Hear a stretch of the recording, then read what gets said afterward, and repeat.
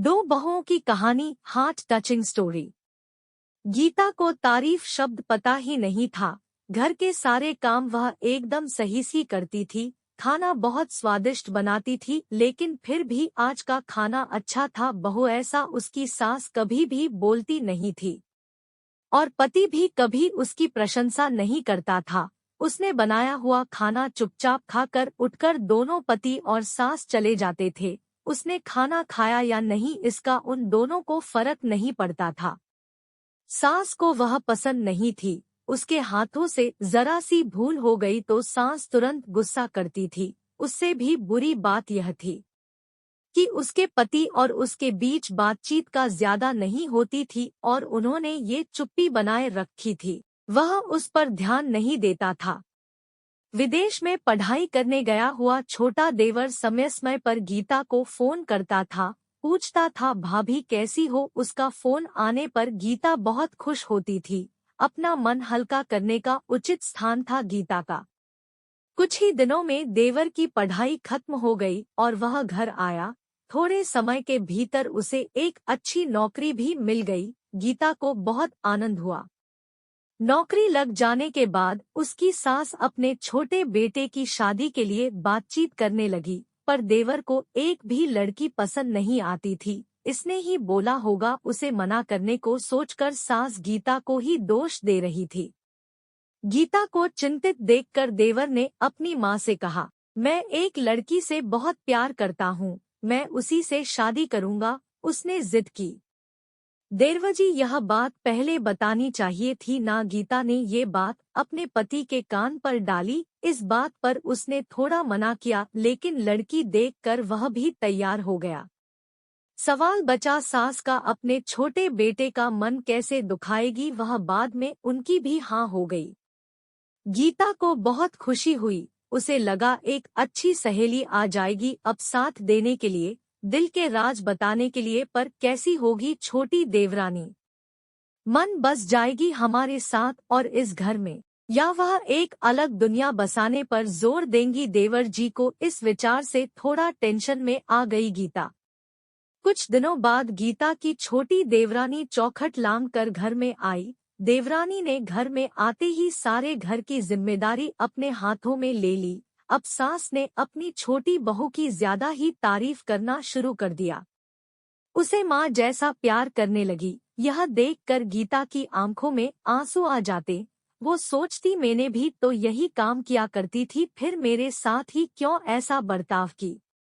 अब थोड़े दिनों बाद छोटी देवरानी पूरे घर पर राज करेंगी और फिर मेरी जगह वहाँ पर कोने में होगी। अपने ही विचारों में खो गई गीता। गीता के भाव समझने पर छोटी देवरानी गीता के हाथ अपने हाथ में लेकर बोली, दीदी मुझे सब पता है, मुझे अपनी छोटी बहन समझे, देखना बहुत जल्दी सब ठीक हो जाएगा।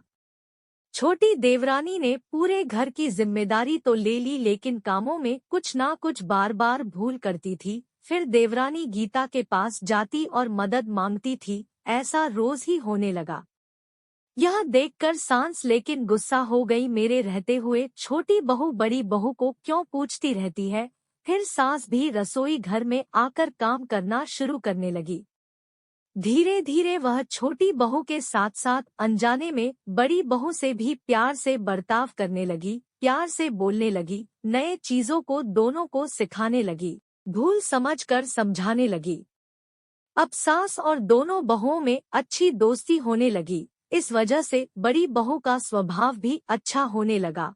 उसके स्वभाव में खुलापन आ गया। सास भी दोनों के साथ कभी शॉपिंग तो कभी मूवी देखने जाने लगी। वो अपनी दोनों बहुओं को एक समान प्यार करने लगी थी। इस वजह से घर का माहौल हंसता खेलता हो गया। इसके अलावा अपने भाई और उसकी पत्नी की जोड़ी देखकर गीता का पति भी उसके साथ अच्छा व्यवहार करने लगा। यह देखकर छोटी बहू बहुत खुश हुई। दीदी घर पर पहले आप ही का हक था, ऐसा बोलकर छोटी बहू ने पूरी घर की जिम्मेदारी अपने जेठानी को दे दी। एक साल में नीता के देवर को अच्छे तनख्वाह और बड़ी पोस्ट हो गई। अब छोटी देवरानी भी अपने पति के साथ विदेश जाएगी और मैं फिर अकेले रह जाऊंगी। इतना ही नहीं, इतने सालों बाद सास का व्यवहार जो इतने सालों बाद बदल गया था वह फिर से वही हो गया, तो इस विचार से गीता डर गई। देवरानी की नीता को इतनी आदत हो गई थी कि उसके बिना घर काटने को दौड़ेगा।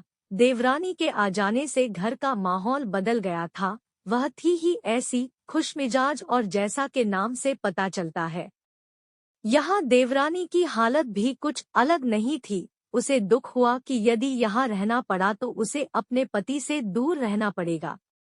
गीता के देवर की जाने की चिंता और देवरानी चिंता होने के कारण गीता सोच में पड़ी। अंत में उसने देवरानी को पूछा तो देवरानी ने जवाब दिया कि दीदी, मैं सारा दिन नए स्थान पर अकेली रहूंगी, उससे अच्छा मैं यहीं हूँ।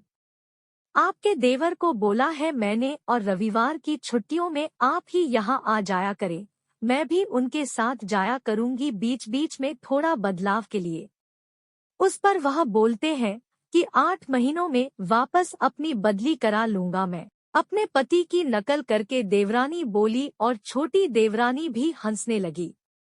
अपनी आंखों के आंसू पोंछते हुए गीता बोली, छोटी बहन, यह दिन वापस नहीं आने वाले, जाओ तुम अपने पति के साथ, उनके साथ भी तो कोई होना चाहिए ना। दीदी, आपने मुझे बड़ी बहन का प्यार दिया, वैसे ही भैया के रूप में एक बड़ा भाई मिला। भरा हुआ संसार छोड़कर मैं कैसे जाऊं, वहां अकेली का मन नहीं लगेगा। 8 महीने का तो बात है, वह आते रहेंगे यहाँ पर। यह सुनकर गीता ने अपनी देवरानी को खुश होकर गले लगाया। तभी देवरानी गीता को बोली, अपने पति के साथ एक अलग जीवन बनाने में समय नहीं लगता, अपनों में रहकर पति की इंतजार में ही आनंद है। दोस्तों, 2 अलग अलग घर और ससुराल से आने वाली यह लड़कियां अपने नए घर के लिए सब कुछ करती है। पता ही नहीं चलता कि कब एक दूसरे की आदत हो जाती है। सच में देवरानी जेठानी का रिश्ता बहनों से कम नहीं होता, इसलिए हम सबको अपने परिवार में मिलकर रहना चाहिए।